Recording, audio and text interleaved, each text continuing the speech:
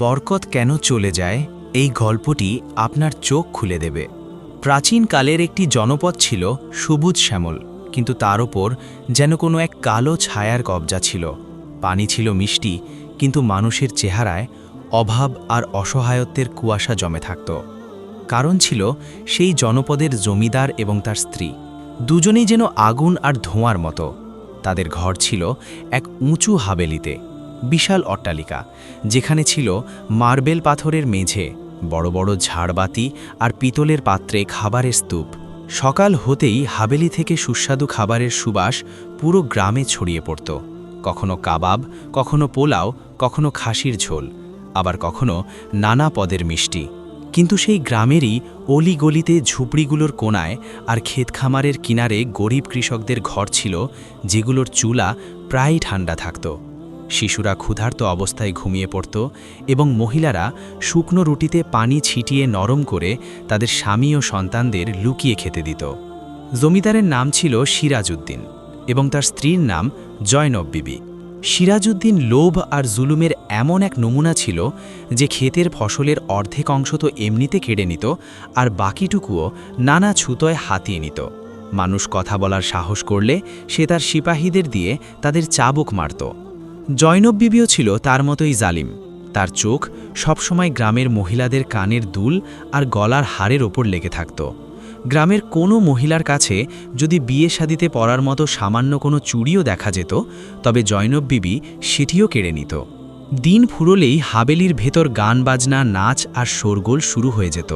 চাকর বাকররা পাখা ঝালত, হুক্কা সাজাত, আর মেহফিল জমে উঠত। হাবেলির বাইরে দাঁড়িয়ে থাকা ক্ষুধার্ত কৃষকদের শিশুরা দূর থেকে জানালা দিয়ে উকি দিত, আর মায়েরা তাদের টেনে ঘরে নিয়ে যেত, পাছে জমিদারের নজর লেগে যাওয়ার রাগ না চড়ে বসে। সেই গ্রামেই একটি ছোট ঝুপড়িতে থাকত শকিনা। বয়স 10-11 বছর, চেহারায় মায়াবী এক ভাব, চোখে উজ্জ্বলতা আর কথায় সত্যতা। তার বাবা কয়েক বছর আগে রোগে ভুগে মারা গেছেন। এখন সে তার মায়ের সাথে খেতে মজুরি করে। সকাল হতেই মা বেটি দুজনে মাথায় ঝুড়ি নিয়ে বেরিয়ে পড়ে। কখনো অন্যের খেতে আগাছা পরিষ্কার করে, হাড় ভাঙা খাটুনি আর ঘাম ঝরিয়ে হাতে ফোঁসকা পড়ে যায়, কিন্তু আয় এতই কম যে দিনভর পরিশ্রমের পরও পেট ভরে খাবার জোটে না। সন্ধেবেলায় শকিনা যখন বাড়ি ফিরত, তার চেহারা ক্লান্ত দেখাত, কিন্তু ঠোঁটে কোনো অভিযোগ থাকত না। মা বলতেন, বেটি, তোর ছোট বয়স, এত ভারী কাজ করিস না। শকিনা হেসে জবাব দিত, আম্মা, আল্লাহ যখন শক্তি দিয়েছেন তখন কাজ করাই আমাদের ইবাদত। ক্লান্তি আছে ঠিকই, কিন্তু ক্ষুধার চেয়ে কাজ ভালো। তাদের ঘরের চুলা প্রায়ই ছাইয়েই ভরা থাকত। কখনো প্রতিবেশীরা এক টুকরো রুটি দিত, কখনো কোনো কৃষক দয়া করে সামান্য ডাল দিয়ে যেত, আবার কখনো মা বেটি দুজনেই কেবল পানি খেয়ে শুয়ে পড়ত। ওদিকে হাবেলিতে এক রাতে আবার শোরগোল শুরু হলো। সিরাজউদ্দিন তার বড় সোনার পেয়ালায় শরবত খাচ্ছিল আর বলছিল, দেখো জয়নব, এই গরিব লোকগুলো তো আমাদের দয়ায় বেঁচে আছে। যতটা খুশি নিংড়ে নাও, এরা শব্দটিও করবে না। আর করবেই বাকি, এদের কাছে আছেই বাকি। জয়নব হেসে বলল, হ্যাঁ হুজুর, ঠিকই বলেছেন আপনি। মহিলারা তো আমার এক ঝলক দেখেই কাঁপতে থাকে। কখনো গয়না চাইল, কখনো কাপড়, কখনো শস্য, আর আমি তো তাদের সব কিছুই কেড়ে নিই। বেশ মজা লাগে। আর দুজনে অনেকক্ষণ ধরে হাসতে লাগল। ওদিকে শকিনার ঝুপড়িতে অন্ধকারের মধ্যে মা বেটি বসেছিল। মা আঁচল দিয়ে চোখ মুছে বললেন, বেটি, আজ যদি তোর বাবা বেঁচে থাকতেন তবে তোকে এত কষ্ট সহ্য করতে হতো না। শকিনা মায়ের হাত ধরে বলল, আম্মা, ধৈর্য ধরুন, আল্লাহ সব দেখছেন। কোনো না কোনো দিন আমাদের ডাকও শোনা হবে। মা তাকে বুকে জড়িয়ে নিলেন। অন্ধকার আর ক্ষুধার সেই রাতে শকিনার মাসুম কণ্ঠস্বর আর তার ধৈর্য মায়ের জন্য সাহসের অবলম্বন। আর হাবেলি থেকে আসা সুস্বাদু খাবারের সুবাস ঝুপড়িগুলোর ধোঁয়াটে চুলার সাথে ধাক্কা খেয়ে যেন ধনী আর গরিবের ব্যবধানকে আরও বাড়িয়ে দিচ্ছিল। রাত গভীর হতে লাগল। হাবেলিতে আলো আর শোরগোল বাড়তে লাগল। অন্যদিকে শকিনার ঝুপড়িতে ছিল নিস্তব্ধতা আর অন্ধকার। মা বেটি শুকনো ঘাসের ওপর মাথা রেখে ঘুমানোর চেষ্টা করল। ক্ষুধার তীব্র জ্বালা পেটে বীজ ছিল, কিন্তু দুজনেই ধৈর্যের বাঁধন শক্ত করে ধরে রেখেছিল। ভোরের প্রথম আজানের সাথেই গ্রামের অলিগলি জেগে উঠল। মানুষ যার যার কাজে লেগে গেল। শকিনাও তার মায়ের সাথে ক্ষেতের দিকে রওনা হলো। রোদ ছিল তীব্র, মাটি ছিল তপ্ত, কিন্তু তাদের পা চটি ছাড়াই এগিয়ে চলল। চোখ দিয়ে ঘাম ঝরছিল, কিন্তু সকিনার মুখে ছিল এক অদ্ভুত আভা, যেন ক্রান্তির ওপারে কোনো আশার আলো। দুপুরের সময় মা যখন ক্ষেতের আইলে বসে জিরুচ্ছিলেন, সকিনা পানি ভরার জন্য কুয়োর দিকে গেল। পথে তার সাথে এক অদ্ভুত মানুষের দেখা হলো। লম্বা গড়ন, সাদা পোশাক, পায়ে ধুলোবালি মাখা, হাতে একটি পুরনো লাঠির ভর, উজ্জ্বল চেহারা আর চোখে গভীরতা। তাকে কোনো দরবেশের মতো মনে হচ্ছিল। দরবেশ সকিনার দিকে তাকালেন এবং হেসে বললেন, বেটি, আমি খুব তৃষ্ণার্ত, খাওয়ার মতো কিছু আছে কি? সকিনা থমকে গেল। তার কাছে খাওয়ার মতো কিছুই ছিল না, শুধু মা সকালে একটি শুকনো রুটি থলিতে ভরে দিয়েছিলেন, যা সন্ধ্যায় দুজনে মিলে খাওয়ার কথা ছিল। কিন্তু দরবেশের ক্লান্ত আর তৃষ্ণার্ত চোখ দেখে সে থলি খুলল, রুটিটি বের করল এবং 2 হাতে তা পেশ করল। হুজুর, শুধু এটাই আছে, আপনি খেয়ে নিন। দরবেশ রুটিটি নিলেন, বিসমিল্লাহ বলে ধীরে ধীরে খেতে লাগলেন। তার চোখ দিয়ে যেন জ্যোতি বের হচ্ছিল। খাওয়া শেষ করে তিনি হাত তুললেন এবং সকিনার মাথায় হাত দিয়ে দোয়া করলেন, বেটি, আল্লাহ তোকে বারকাত দান করুন। তুই নিজের ক্ষুধার পরোয়া না করে আমার তৃষ্ণা মিটিয়েছিস। মনে রাখিস, নেককার মানুষের অংশ সব সময় বাড়ে। তারপর তিনি তার ঝুলি থেকে ছোট একটি মাটির পাত্র বের করলেন, দেখতে একেবারেই সাধারণ, যেন কোনো পুরনো হাড়ি। তিনি বললেন, এটি নিয়ে যা। যখন ক্ষুধা লাগবে আর খাবারের অভাব হবে, তখন এর ওপর এই দোয়াটি পড়ে ফু দিবি, বিসমিল্লাহির রহমানির রাহিম। তারপর দেখো, এটা থেকে ঘি আর শরবত বের হবে। আর যখন থামানোর প্রয়োজন হবে, তখন এই দোয়াটি পড়বে, আলহামদুলিল্লাহি রাব্বিল আলামিন। মনে রেখো, এর ব্যবহার কেবল নেক নিয়তে করবে, লোভ করলে বারকাত চলে যাবে। সকিনার চোখ বিস্ময়ে বড় বড় হয়ে গেল।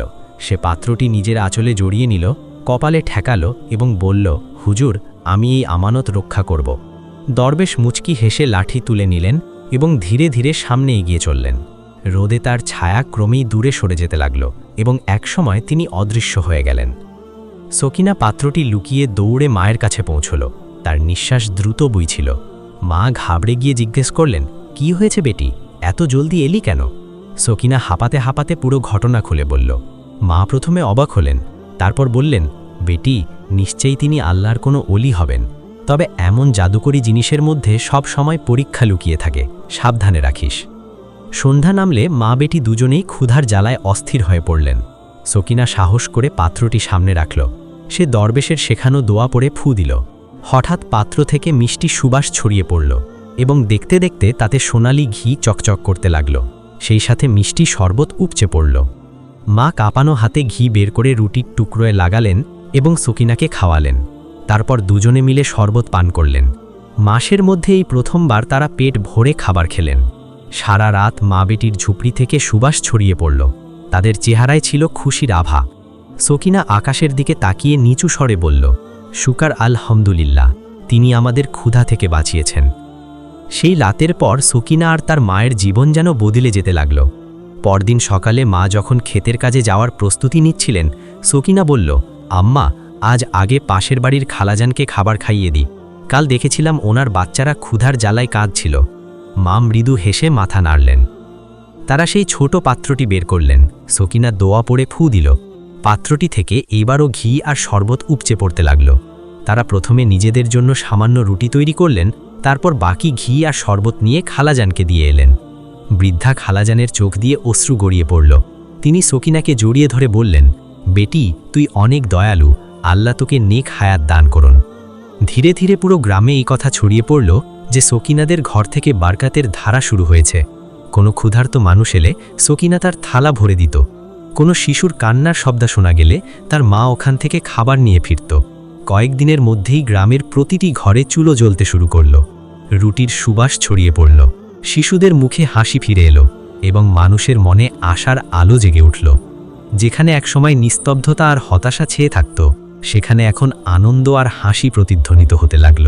গ্রামবাসীরা সকিনা এবং তার মাকে দোয়া দিতে ক্লান্ত হতো না, কিন্তু হাভেলির উঁচু দেয়ালের ভেতরে জমিদার সিরাজউদ্দিন এবং তার স্ত্রী জয়নব বিবির মুখ ছিল কালো। একদিন জয়নব বিবি জানালা দিয়ে গ্রামের মহিলাদের দেখলেন, যারা হাসি খুশি মনে তাদের সন্তানদের খাবার খাওয়াচ্ছিল। তিনি রাগে জ্বলে উঠে বললেন, খোদা, এই গরিবগুলো হঠাৎ এত সমৃদ্ধশালী কিভাবে হলো? কাল পর্যন্ত তো এদের অবস্থা ছিল ছিন্ন ভিন্ন ন্যাকড়ার মতো। সিরাজউদ্দিন দাড়ি চুলকাতে চুলকাতে বললেন, এসবই ওই সকিনার কারণে। আমি শুনেছি ওর কাছে অদ্ভুত এক পাত্র আছে, সেটা থেকে নাকি ঘি আর শরবত বের হয়। এসবই ওই পাত্রের খেলা। জয়নব বিবির চোখ লোভে চকচক করে উঠল। তিনি বললেন, তবে আর দেরি কিসের? ওই পাত্রটা আমাদের চাই। গরিবদের হাতে থেকে ওটা লাভ কি?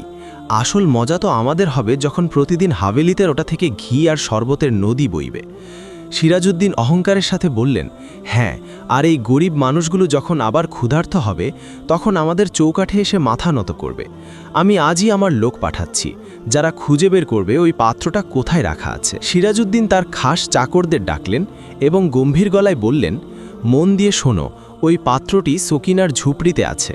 তোমরা রাতের অন্ধকারে যাবে এবং কাউকে জানতে না দিয়ে ওটা তুলে নিয়ে আসবে। কেউ যদি দেখে ফেলে তবে তোমাদের ছাল ছাড়িয়ে নেব।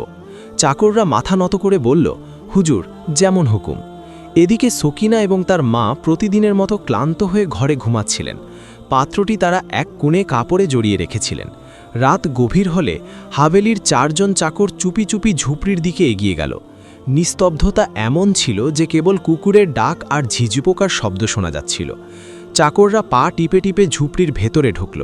টিপ টিপ করে জ্বলা প্রদীপের আলোয় তারা পাত্রটি খুঁজে পেল এবং সাথে সাথে কাপড়ে মুড়িয়ে নিয়ে পালিয়ে গেল। মা বেটি দুজনেই ঘুমেছিলেন, তারা কিছুই টের পেলেন না। সকালে সকিনা যখন পাত্রের জায়গাটি খালি দেখল, মাও ঘাবড়ে গেলেন। বেটি, মনে হয় চোর পাত্রটি নিয়ে চলে গেল। সকিনার চোখে পানি চলে এলো, কিন্তু ঠোঁটে ছিল ধৈর্য। সে ধীর স্থরে বলল, আম্মা, ওটা আল্লাহর আমানত ছিল, হয়তো এটাই তার মঞ্জুর ছিল। ওদিকে হাভেলিতে জয়নব বিবি খুশিতে তালি বাজালো। সে পাত্রটি সামনে রেখে বলল, ব্যাস, এবার তো মজা হবে, একটু দোয়া পড়ে ফু দাও তো। সিরাজউদ্দিন দরবেশের কাছ থেকে শোনা প্রথম দোয়াটি আওড়ালো, বিসমিল্লাহির রহমানির রাহিম। ফু দেওয়ার সাথে সাথেই পাত্রটি থেকে ঘি আর শরবত উথলে বের হতে লাগল। প্রথমে দুজনেই হাসছিল। জয়নব পেয়ালা ভরে শরবত পান করল। সিরাজউদ্দিন ঘিয়ের বাটিগুলো ভরতে লাগল। কিন্তু দেখতে দেখতে পাত্র থেকে বের হওয়া ঘি আর শরবত মেঝেতে উপচে পড়তে লাগল। তারা দুজন থামানোর চেষ্টা করল, কিন্তু তাদের দ্বিতীয় দোয়াটি মনে ছিল না। ঘি গড়িয়ে ঘরগুলোতে ভরে যেতে লাগল। শরবত সিঁড়ি দিয়ে গড়িয়ে আঙিনায় ছড়িয়ে পড়ল। জয়নব বিবি আতঙ্কিত হয়ে চিৎকার করে উঠল, খোদার দোহাই, এটা থামাও, নইলে হাভেলি ডিবে যাবে। সিরাজউদ্দিন ভ্যাবাচাকা খেয়ে বলল, আমি তো থামানোর দোয়া জানি না, এটা তো শুধু বের হতেই থাকছে। কিছুক্ষণের মধ্যেই পুরো আঙিনা ঘি আর শরবতের নদীতে পরিণত হল। চাকর বাকররা চিৎকার করতে করতে দৌড় দিল। আসবাবপত্র আর দামি কার্পেট ভেসে গেল। সোনাদানার সিন্দুকগুলো ভেসে গিয়ে গলির দিকে চলে গেল। হাভেলির দেয়ালগুলো দিয়ে পানির মতো ঘি চুইয়ে পড়ছিল। সিরাজউদ্দিন আর জয়নব জীবন বাঁচাতে ছাদে উঠে গেল। পোশাক, গয়না, শস্য সব ভেসে গেল। হাভেলির শান ও শকত আর জাকজমক সব এই বন্যায় ডুবে গেল। গ্রামের মানুষ তামাশা দেখতে লাগল। কেউ টিপটনি কাটল, কেউ দোয়া করল যে আল্লাহ জালিমদের তাদের কর্মফল দেখিয়ে দিয়েছেন। সেই রাতে হাভেলি থেকে উথলে ওঠা ঘি আর শরবতের ঢল পুরো গ্রামের অলিগলিতে ছড়িয়ে পড়ল। শিশুদের হাসি আর নারীদের চিৎকার মিলেমিশে এক অদ্ভুত পরিবেশ তৈরি হলো। কিছু ছোট শিশু তো খুশিতে হাত ভরে শরবত খেতে লাগল, কিন্তু বড় আর বুদ্ধিমানরা ভয় পেয়ে চিৎকার করে উঠল, ওরে, এটা বরকত নয়, এটা আজাব, বিপদ। যদি এটা থামানো না যায় তবে পুরো গ্রাম ডুবে যাবে। আকাশের নিচে চাঁদের আলো ছড়িয়েছিল, আর সেই আলোয় অলিগলিতে বয়ে চলা ঘি এমনভাবে চকচক করছিল যেন কেউ সোনার নদী ছেড়ে দিয়েছে। কিন্তু এটা সোনা ছিল না, ছিল মুসিবত। মহিলারা তাদের ঘরের আসবাবপত্র বাঁচাতে শুরু করল। কেউ পাটি টেনে নিয়ে যাচ্ছিল, কেউ শস্যের বস্তা মাথায় নিয়ে দৌড়াচ্ছিল। পুরুষরা শিশুদের কাঁধে করে উঁচু বাড়ির ছাদের দিকে নিয়ে যাচ্ছিল। গ্রামের প্রতিটি মানুষ ছিল আতঙ্কিত। তখনই এক মুরব্বী চিৎকার করে বললেন, এসবই ওই পাত্রের কাজ। জমিদার সকিনার পাত্রটি চুরি করেছিল, এখন আমাদের ওর কাছেই সাহায্য চাইতে হবে। গ্রামবাসীরা দৌড়ে সকিনার ঝুপড়িতে পৌঁছালো। সকিনা আর তার মা তখন বসে আল্লাহর কাছে দোয়া করছিলেন। সবাই মিলে বলল, বেটি, তুই যদি কিছু করতে পারিস তবে আমাদের বাঁচা, আমরা সবাই ডুবে যাচ্ছি। সকিনার চোখে পানি চলে এলো। সে বলল, পাত্রটি তো তারা চুরি করে নিয়ে গেছে, কিন্তু দরবেশ আরও একটি কথা বলেছিলেন। মা ঘাবড়ে গিয়ে জিজ্ঞেস করলেন, কি বেটি? সকিনা নিচু স্বরে বলল, তিনি বলেছিলেন, যদি কখনো বিপদ আসে আর পাত্র থেকে বের হওয়া নদী কাউকে ডুবিয়ে দিতে থাকে, তবে ওই পাত্রটি খুঁজে বের করে থামানোর দোড়া পড়তে হবে। গ্রামবাসীরা অবাক হয়ে একে অপরের দিকে তাকাতে লাগল। তখনই কেউ চিৎকার করে বলল, হাবেলির আঙিনায় পাত্রটি এখনও আছে, ওখান থেকেই বন্যা উপচে পড়ছে। সকিনা দেরি না করে তার ছোট ছোট পা ফেলে এগিয়ে চলল। মা পেছন থেকে ডাকছিলেন, সকিনা, ওখানে যাস না মা, ওখানে অনেক বিপদ। কিন্তু সকিনার মন তখন শক্ত হয়ে গিয়েছিল। সে হাঁটু সমান ঘি আর শরবতে ডুবে হাবেলির দিকে এগিয়ে চলল। গ্রামবাসীরা দেখল হাবেলির বিশাল আঙিনা এখন পুকুরে পরিণত হয়েছে। ঠিক মাঝখানে সেই মাটির পাত্রটি রাখা ছিল, যেখান থেকে অনবরত নদী উথলে উঠছে। সিরাজউদ্দিন আর জয়নব ছাদে উঠে ভয়ে থরথর করে কাঁপছিল। তাদের সোনাদানার সিন্দুক, দামি কার্পেট সব বন্যায় ভেসে যাচ্ছিল। সকিনা কাঁপানো হাতে পাত্রটি তুলল এবং দরবেশের শেখানো দোয়া পড়ল, আলহামদুলিল্লাহি রাব্বিল আলামিন। ফু দেওয়ার সাথে সাথেই পাত্র থেকে উথলে ওঠা বন্যা থমকে গেল। ঘি আর শরবতের ঢেউগুলো সেখানেই স্থির হয়ে জমাট বাঁধা পুকুরের মতো শান্ত হয়ে গেল। হাবেলি আর গ্রাম স্বস্তির নিঃশ্বাস ফেলল। মানুষ সকিনার দিকে দৌড়ে এলো, তার হাত চুম্বন করল এবং বলল, বেটি, তুই তো আমাদের বিপদের ত্রাণকর্তা হয়ে এলি।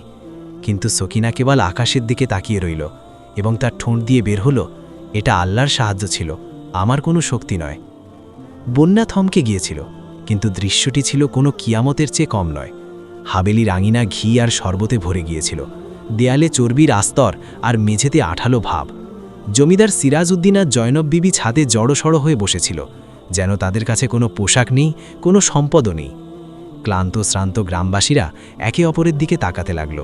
কেউ তার ভেঙে পড়া আসবাবপত্র সরাতে লাগল, কেউ শিশুদের সামলাতে ব্যস্ত হলো। কিছু নারী সকিনাকে ঘিরে ধরে দোয়া দিতে লাগল। কিন্তু সকিনার মনে এক অদ্ভুত অস্থিরতা ছিল। সে ধীরে ধীরে পাত্রটি তুলে তার মায়ের কাছে নিয়ে এলো। মা তার মাথায় হাত রেখে বললেন, বেটি, তুই তো পুরো গ্রামকে বাঁচিয়ে দিলি, এখন এই পাত্র আমাদের জন্য বড় স্বস্তির কারণ হবে। সকিনা পাত্রটি সামনে রেখে ধীরে ধীরে আবার সেই প্রথম দোয়াটি পড়ল, বিসমিল্লাহির রহমানির রহিম। সবাই দম বন্ধ করে দেখতে লাগল, কিন্তু এবার পাত্রটি থেকে ঘিও বেরোল না, শরবত না। পাত্রটি একদম খালি থাকল। গ্রামবাসীদের মধ্যে কানাকানি শুরু হয়ে গেল। তবে কি বরকত শেষ হয়ে গেল?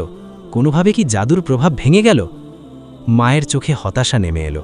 সকিনা পাত্রটি বুকের সাথে জড়িয়ে ধরল, কিন্তু তার মুখে কোনো অভিযোগ বা রাগ ছিল না।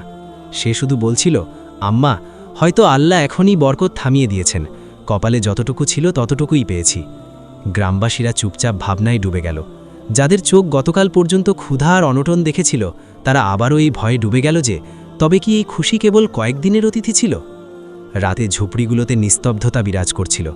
প্রতি ঘরে শিশুরা আবারও ক্ষুধার জ্বালায় কাঁদবে, নাকি আল্লাহ অন্য কোনো রহমত করবেন?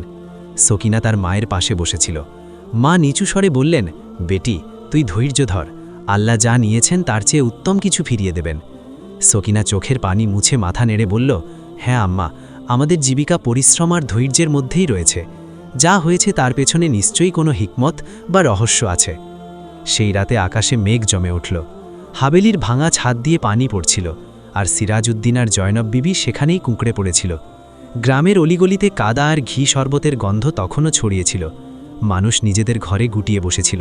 কারোর কারো চুলা জ্বলছিল, কিন্তু অনেকের ঘরেই আবার সেই নীরবতা আর ক্ষুধা ফিরে এসেছিল। সকিনার ঝুপড়িতে একটি ছোট প্রদীপ টিমটিম করে জ্বলছিল। মা এক কোণে বসে ভাবনায় ডুবেছিলেন, চোখে ক্লান্তি আর ঠোঁটে বিড়বিড় করা দোয়া।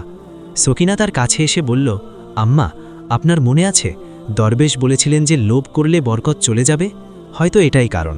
মা দীর্ঘশ্বাস ফেলে বললেন, হ্যাঁ বেটি, যখন হাবেলির লোকেরা ওটা জোর করে ব্যবহার করল, তখন সেই বরকতের আত্মাই অসন্তুষ্ট হয়ে গেল।